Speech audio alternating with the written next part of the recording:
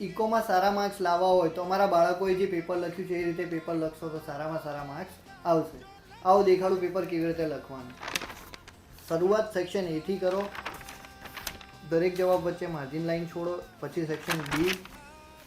સારા marks લાવવા માટે section E થી શરૂઆત કરો, જેથી મોટા સવાલના જવાબ ઇઝીલી યાદ રહે અને સારા માર્ક્સ થઈ શકે. દરેક પોઈન્ટ નીચે અંડરલાઇન કરવી. ગ્રાફ પેપર તમને આપ્યું હશે પણ એક્સપ્લેનેશન ઓલવેઝ સપ્લિમેન્ટરીમાં લખવું.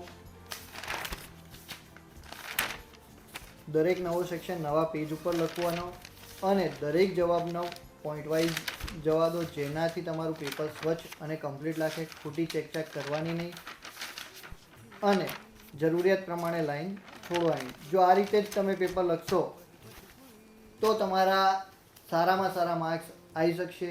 આ જ રીતે પેપર લખજો અને ઇકોની એક્ઝામ માટે ઓલ ધ બેસ્ટ.